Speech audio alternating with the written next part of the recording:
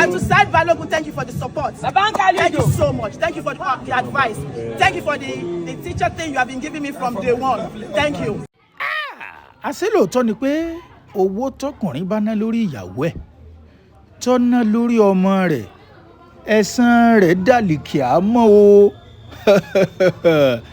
kí ló jẹ́ ń sọ bẹ́ẹ̀ gbogbo ẹ̀ lẹ́gbọ́ nínú fídíò ẹ̀gbọ́n tí Fathia Williams tó sọ nípa ọkọ rẹ̀ nígbà kan àná èyí Saheed Balogun ẹ̀gbọ́n tó sọ nípa ọmọ rẹ̀ èyí Khalid ẹ wàá gbọ́n tí Saheed Balogun sọ nípa ìyàwó rẹ̀ nígbà kan ní èyí Fathia Williams ń wàá dé ládé fún yín ẹ wàá gbọ́n tí Khalid gangan ọmọ wọn sọ nípa bàbá rẹ̀ àti màmá rẹ̀ ẹ farabalẹ̀ kẹ́ ẹ gbádùn ètò kẹ́ ẹ wá nǹkan fìdílé ẹ fìdílé nǹkan ayé ọkùnrin Ọlọ́run san gbogbo wa lẹ́san ẹ̀yin náà mọ̀ pé àná ni múfì premier Ẹ̀fúnróyè tó jẹ́ múfì àkọ́kọ́ tí Fathia Balogun ọ̀kọ̀ọ̀kọ̀ ṣe pé à ń ṣeré sinimá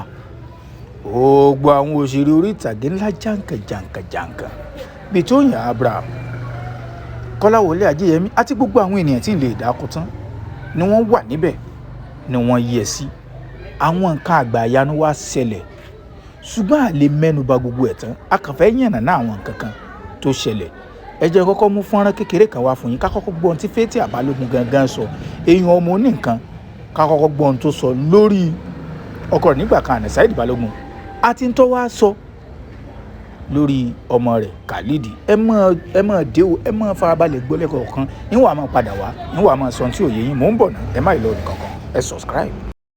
I want to say thank you to my darling son, Khalid Balogun. Khalid pulled this out.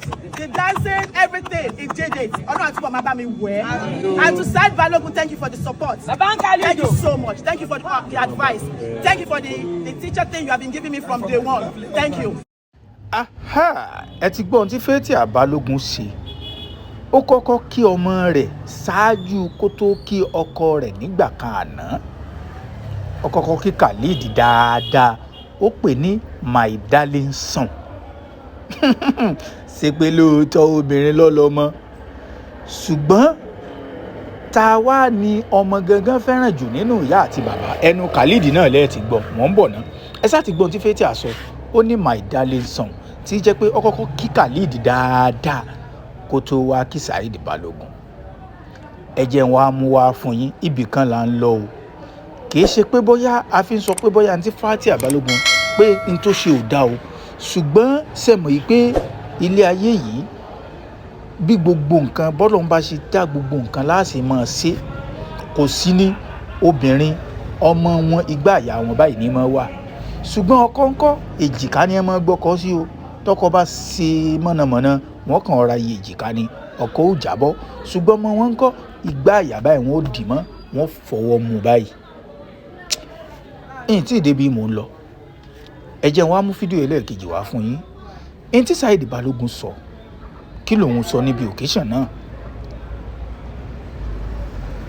ó náà sọ àwọn ọ̀rọ̀ kan tí mo fẹ́ ká gbé yẹ̀wò kí n tó wá mú fọ́nrán ti Khalid gangan wá fún yín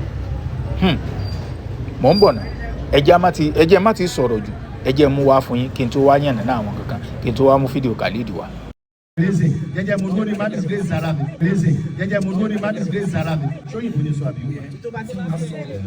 All right, everybody, thank you very much. This film, you've seen it, the journalist here. Every a fantastic one. Please come out on May 1st, 2026. It will be in cinemas all over the country. Please come and encourage talent. Come and encourage producers. Come and encourage people who believe in our stories, telling it the right way. Employee, May 1st, 2026. Come out, come and watch. Thank you very much. Khalidida. Eniola.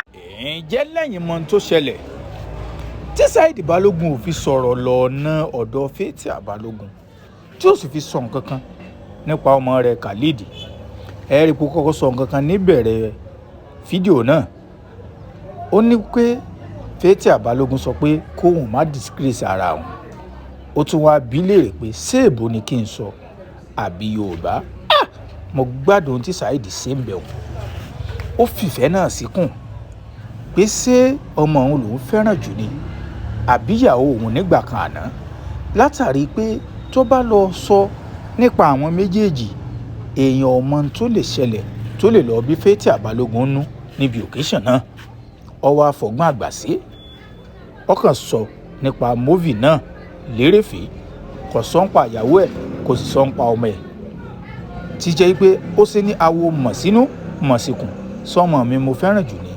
àbí ìyàwó mi nígbà kan àná ẹja wa gbọ́n tọ́mọ sọ ẹja gbọ́n tọ́mọ sọ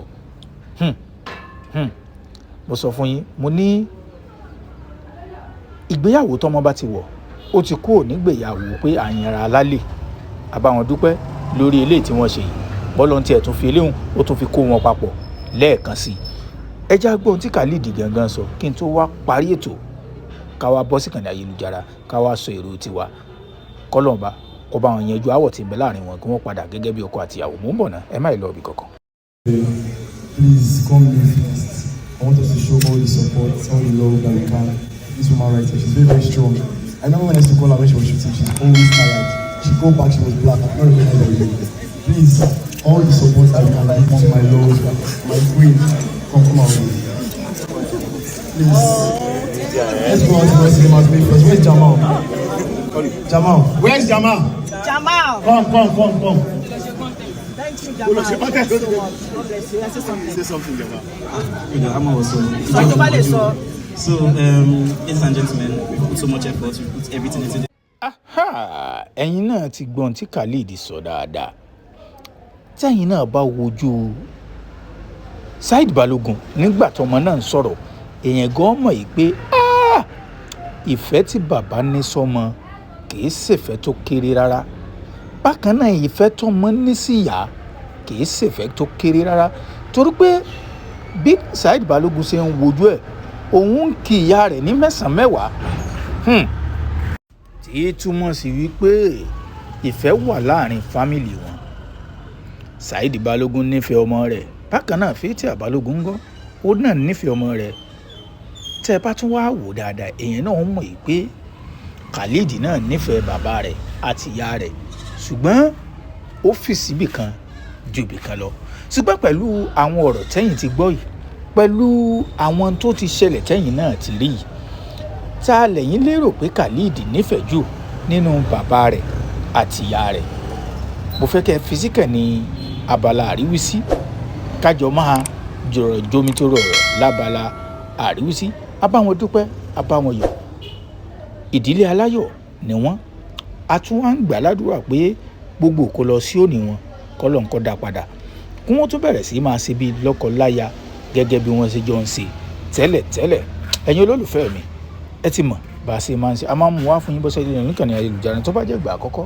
tí wọ́n lè jẹ́ bá a tẹ subscribe ní sórí YouTube channel yìí ẹ̀ wọ́n wà gbọ́ ẹ share fídíò náà ẹ share ẹ̀ káàkiri.